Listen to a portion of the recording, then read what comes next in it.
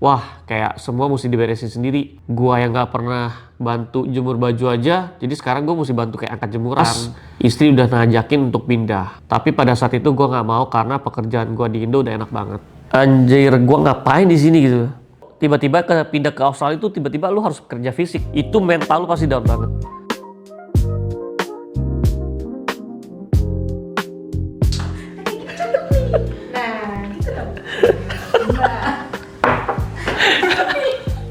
Halo guys, selamat datang di Palu Gada Studio Australia. Nama gue Johan Chen. Salam Palu Gada. Apa lu mau gue ada? Lu orang mau nanya apa nih? Kenapa namanya harus Palu Gada sih kok? Karena lebih gampang diinget. Jadi kayak serba apapun di Australia itu susah. Apa-apa tuh gak ketemu dan gak ada gitu kan identiknya. Jadi gue bikin apa yang lu mau sekarang, gue ada. Koko mau bikin podcast, mau sharing, apa pengen ngomel doang nih? Semuanya. Jadi buat ngobrol-ngobrol santai ya, ngomel-ngomel juga boleh, terus sharing pastinya buat teman-teman Indonesia yang ada di Perth ini. Tapi Ya. apa sih yang Koko harapin dari orang-orang yang dengerin podcast Koko ini?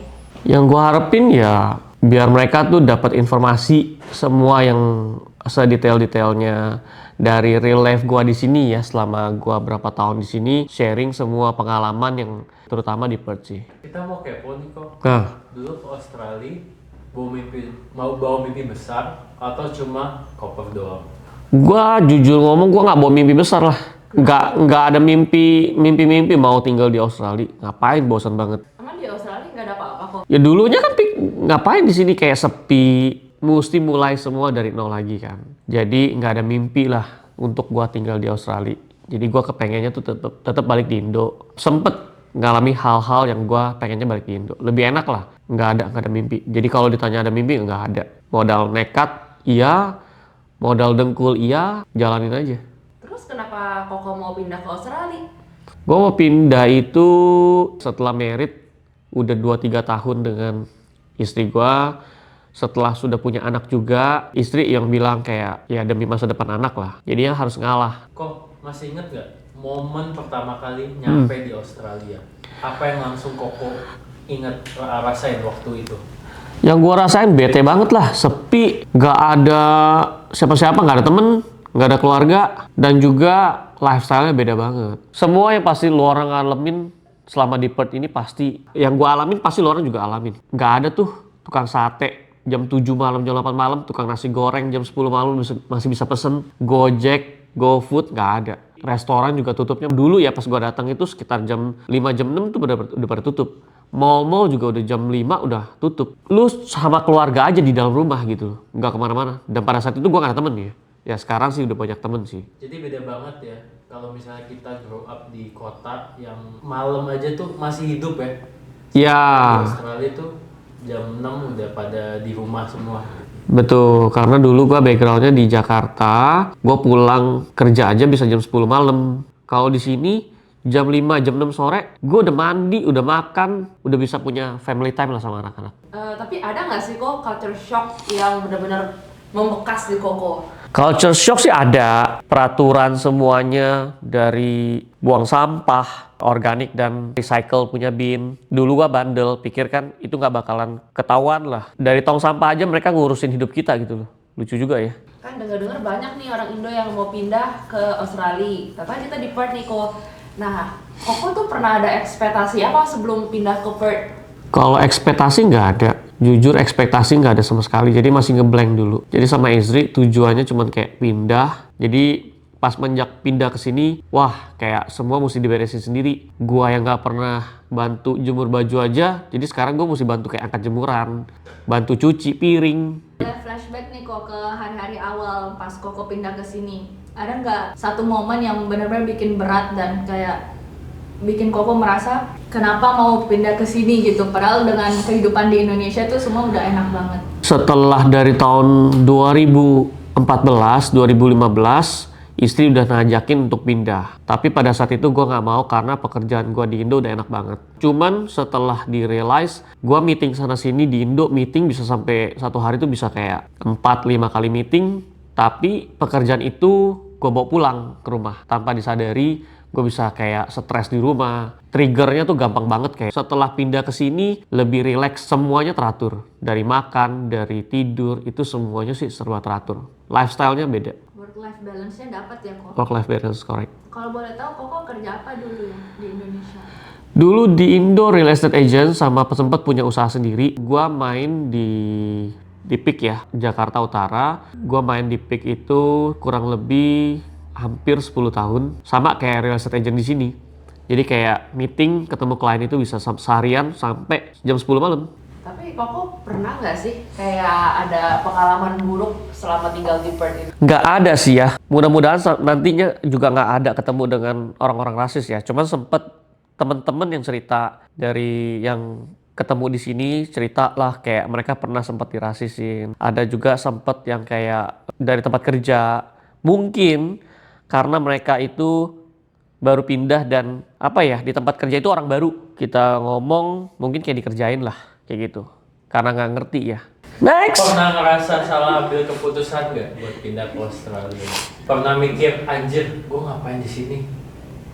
Kalau pernah sempet kepikiran kayak anjir gua ngapain di sini gitu. Itu pernah pada saat kita yang nggak pernah kerja fisik di sini di Indo tiba-tiba pindah ke Australia itu tiba-tiba lu harus kerja fisik. Itu mental lu pasti down banget. Hari gini gua kerja kayak gini gitu loh. Hampir semua yang pindah ke sini pasti memulai semua dari nol. Apapun itu pasti dijalanin di sini. Pengen cari tahu pengalaman dulu kan. Terus di momen apa sih Koko bisa menerima keadaan gitu dan mau memulai start new life gitu di sini? Pada saat COVID itu, gue merasa kita nggak bisa kemana-mana, jadi benar-benar mengandalkan keluarga sendiri. Jadi ya di rumah sama anak dan istri aja. Selama 2 tahun border kan tutup. Jadi kita nggak kemana-mana, nggak bisa ngapa-ngapain, dan juga istri kerja dari rumah. Wah itu ngerasa enjoy banget, enak banget. Terus aku masih penasaran sih sama pas Koko pertama kali pindah sini. Koko itu kan belum kenal orang siapapun ya, orang Indonesia juga belum kenal. Terus pertama kali tuh Koko ketemu mereka di mana? Ketemu orang Indonesia tuh gampang sebenarnya, dari komunitas gereja yang bahasa Indonesia lah. Dulu kan awal-awal pasti nyarinya gereja biar doanya yang sama bahasa bahasa kayak bahasa Indonesia. Ya lingkungan gereja dulu yang paling kecil. Karena kan Koko tuh famous tuh kalau di Western Australia kan, apalagi di Perth. Itu ketemu komunitas Facebook di Indonesia di Perth tuh di mana? Ingat gak cara pertama kali ketemunya? Enggak lah, siapa bilang famous? Enggak. Aku bilang famous. Semua orang kenal. Semua orang kenal Koko. Koko Johan paling gak ada. Enggak. Kalau dibilang famous enggak, karena lebih ke iseng aja. Dulu awal-awal pindah ke sini tuh gua kayak bingung gitu loh, mau cari apapun kayak bingung sendiri. Dari situlah gua kayak ya udah deh, gua adain gitu loh. Dari sewa kamar yang nggak ada, gue paksain untuk saling bantu sesama orang Indonesia itu ada. Nyari makanan ternyata ada. Setelah gue find out kayak ternyata ada grup kuliner. Jadi dari makanan seluruh Nusantara Indonesia tuh semua ada. Kok aku mau tanya dikit, mungkin ini agak personal Ya. ya. Misalnya nih, Koko sekarang disuruh ketemu sama versi Koko yang dulu pas baru sampai ke Australia pertama kali. Apa yang pengen Koko bilang ke Koyohan di versi pada saat itu? Yang gue mau ngomongin diri gue pada saat itu adalah hidup gue nggak sehat pada saat itu. Gue meeting sampai jam 10 malam dan gue bisa makan malamnya tuh nggak teratur, tidurnya nggak teratur. Karena apa? Bukan karena keinginan kita juga. Karena dari pola dan lifestyle hidup di Jakarta itu memang begitu. Gue bisa masih kena macet-macet. Yang kita mau pulang tepat waktu, gue jam 9, jam 10 masih kena macet, Bu. Ada nggak sih momen berkesan selama tinggal di Perth? Momen yang paling berkesan, gue baru ngerti dimana kayak small family, gue harus ngejaga kayak, oh gue seneng banget nih punya keluarga kecil, enjoy banget, menikmati banget waktu dimana kayak dari punya anak dari bayi, kita ngikutin perkembangannya mereka. Kalau di Indonesia gue rasa kayaknya gue bakal miss banyak banget soal momen-momen ini. Mungkin karena dulu kan Koko kan kerja terus ya kalau di Iya. Jadi ketika di Perth masih bisa pulangnya lebih tepat waktu, betul. Dan bisa spend time dengan keluarga ya. Betul. Koko masih kuat nggak nih ngobrol lagi nih kita? Lu mau berapa pertanyaan lagi? Terakhir sih Koko, terakhir aja. Terakhir. Terakhir. Berikan kami semua satu kata yang menggambarkan semua perjalanan Koko dari awal sampai saat ini di Australia. Lo orang generasi apa nih? Gen Z? Gen Z, Gen A? Gen Z. Mental sih. Dari pengalaman pribadi gue, ketemu banyak teman-teman di sini yang harus gue ingetin adalah mental lo orang harus kuat untuk ngadepin dimana lo orang jauh dari keluarga, hidup sendirian. Gue ngerti banget itu, banyak banget yang udah datang kayak cerita sebenarnya kayak temen buat denger atau merasa kayak punya keluarga gitu loh di Perth.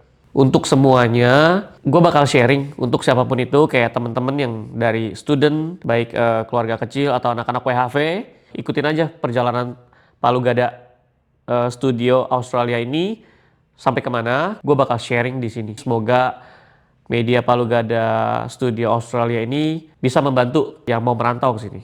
Kalau ada teman-teman yang mau datang ke sini boleh nggak kok? Boleh banget. Jadi sebenarnya sebelum ada Palu Gada Studio Australia ini juga banyak banget gue ngajakin anak-anak WHV, anak-anak student, dan juga keluarga kecil yang baru pindah ke sini datang ke rumah juga cuma sekedar sharing karena mereka butuh didengar ya. Jadi kayak kita punya small community yang suka datang ke rumah buat sekedar sharing. Capeknya mereka kerja, capeknya mereka berusaha mulai dari nol di Australia. Kita saling berbagi informasi supaya kita nggak kena scam lah, nggak salah informasi. Gue mau ngajakin semua yang udah nonton atau denger Palu Gada Studio Australia ini, lo orang mau gue angkat topik apa, lo orang coba komen. Nanti gue bakalan bahas topik-topik yang kalian mau. Kita bakal sharing di sini juga semuanya. Oke? Tetap ikutin Palu Gada Studio Australia. Salam Palu Gada guys. Ciao. We used to dance the night away.